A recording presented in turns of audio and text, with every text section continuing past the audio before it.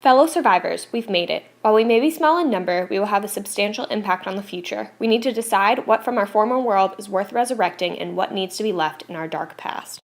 We now have the opportunity to decide what from our previous world needs to be kept. I believe democracy is one of these necessities. Before the end, there is too much corruption. We cannot let this occur in our new society. Countries such as Russia in red and China in black faced oppression by their governments, limiting their liberties. Our history has proven damaging and devastating effects of corrupt leaders. During the Holocaust, too much power fell in the hands of tyrannical leader Adolf Hitler. He installed fear in those around him, so much so that nobody could stop his senseless murder of millions. More recently, during the Ebola epidemic, corrupt African governments significantly disrupted the delivery of treatments to the most highly affected countries, causing thousands to die. We must ensure that democracy prevails.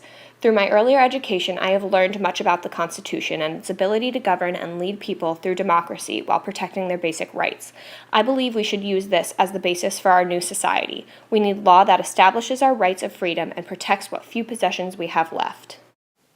There are many things we need to leave behind us while we move on to our new world. Before this point, citizens of the world faced significant alienation. The novel Native Son illustrated such discrimination. Even though all other external and internal attributes were the same, the main character, Bigger Thomas, was treated as an animal for his skin color. Similarly, during the women's suffrage period in the United States, women fought against sex discrimination for the basic right to vote. During a long period of time, people with disabilities faced alienation as well. Of Mice and Men describes the difficulties of living in a world with mental disabilities. The character of Lenny is ridiculed for his dependence on his friend George by characters who don't understand his disability. We cannot make these same mistakes in our new world. People are people, and we all deserve to be treated like one. Another one of our mistakes was war. War demolishes the land and the minds of those fighting it.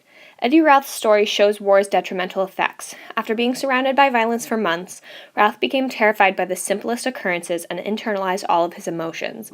Routh later went on to killing a fellow recovering veteran, Chris Kyle. Although for years this post-war effect was called shell shock and not fully understood, it was later further researched and renamed post-traumatic stress disorder. Inevitably, real-life violence transferred into our forms of entertainment with shows such as Game of Thrones, further embedding violence into society.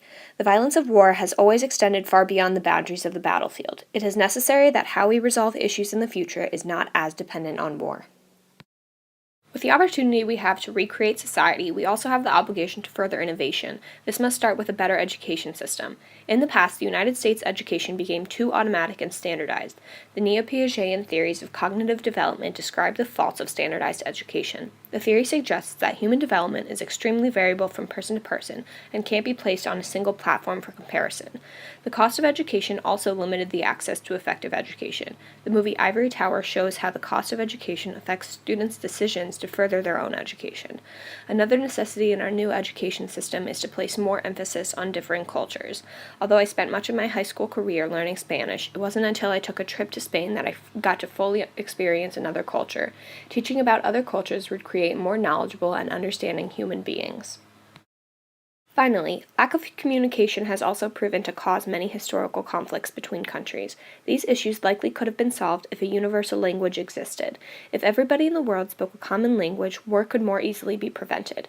I've experienced the idea of a universal language through my summer trip abroad to play music. No matter where we were, the music we played always emitted the same emotions to everyone. Despite the effectiveness of music conveying emotions, music fails to effectively communicate exact ideas. If an actual language was created that everyone spoke, a web would be created for the world. No matter where you start on the outside, you would always be able to easily meet in the middle. I believe if we follow these suggestions, we can create a better society. We can make a world without discrimination, war, and dictatorships. We can make a world in which everyone can communicate with each other and everyone has equal access to quality education. Let us move past our current situation and build our new, brighter future.